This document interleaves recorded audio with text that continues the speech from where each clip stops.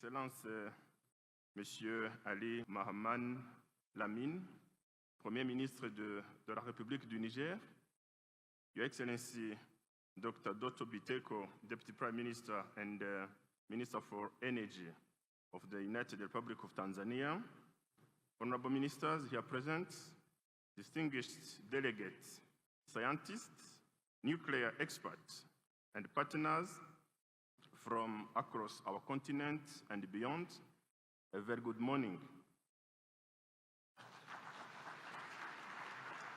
On behalf of His Excellency Paul Kagame, President of the Republic of Rwanda, I warmly welcome you to the first ever Nuclear Energy Innovation Summit for Africa, NEISA 2025. Let me begin by thanking all our partners. This important summit would not have been possible without your shared commitment to Africa's energy transformation. For anyone familiar with Africa's energy landscape and its related challenges, it is easier to understand the relevance of this summit. The future of the Africa energy landscape will continue to be driven by increasing energy demand and increasing population growth. According to some statistics, in not more than 40 years from today, Africa's population would exceed 3 billion people. Therefore, the continent will be potentially the largest energy market globally, driven mostly by industrialization, use of artificial intelligence, and urbanization, all necessary to achieve the continental development aspirations. At the same time, as we gather here today, there are more than 600 million Africans who do not have access to electricity. They rely on biomass and other non-clear energy sources to meet their basic energy needs. This situation results in increased pressure on available forest resources. It further puts at risk natural ecosystems that are already suffering from negative impacts of climate change. While Africa has significant solar, wind, and hydropower resources that can potentially meet the energy needs of all its population, these resources are not evenly distributed, which limits electricity access in many parts of the continent. This energy gap continues to hold back growth and development across the continent. To bridge this energy gap, now more than ever, our countries need to jointly work towards finding alternative solutions of energy production. And one of the best solutions for Africa to achieve its development agenda is to urgently adopt nuclear energy for power generation and other industrial applications. As we know, nuclear energy is categorized as a clean source of energy. Both the Paris Agreement and the COP29 have acknowledged its role in helping achieve net zero carbon emissions, as will be discussed throughout this conference. And we should agree that investing in clean, reliable energy sources like nuclear is not just smart policy, it's a necessary step towards sustainable development. The use of nuclear energy will not only address the energy deficit, but also will potentially provide innovative solutions to advance other sectors, such as agriculture and healthcare, among others.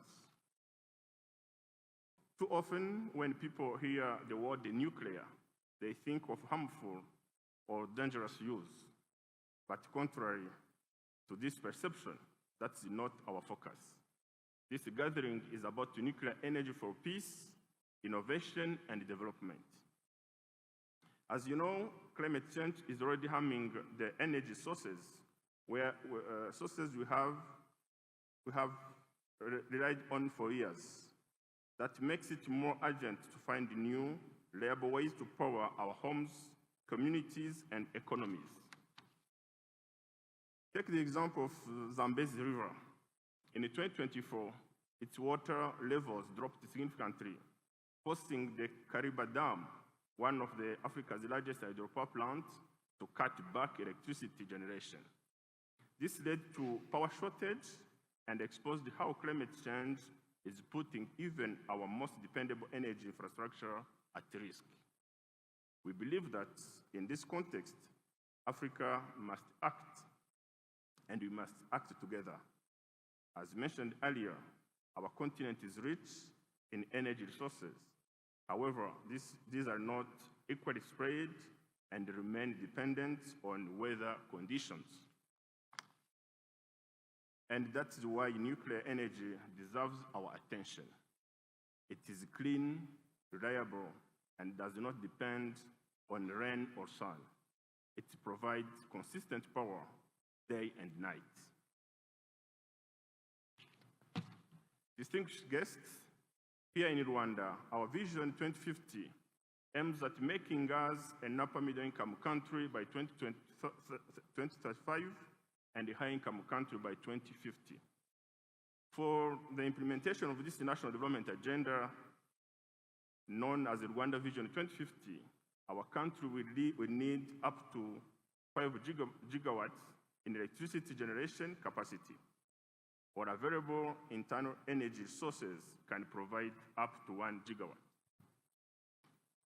Therefore, Rwanda has decided to use nuclear energy for power generation to avoid the imbalance in energy demand and supply. This will accelerate our economic transformation towards a knowledge-based economy.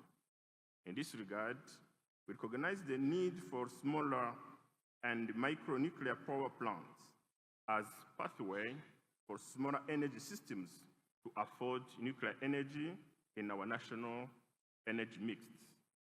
In this context, Rwanda remains committed to fostering an open and supportive business environment, and we welcome partners from around the world to collaborate, localize their solutions, and scale impact not only in Rwanda, but across the continent.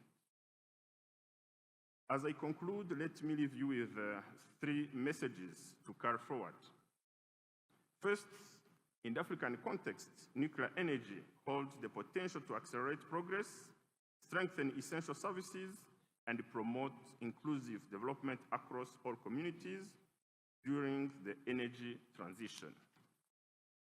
Second, Africa must lead this transition together through regional partnerships, innovation, and global cooperation.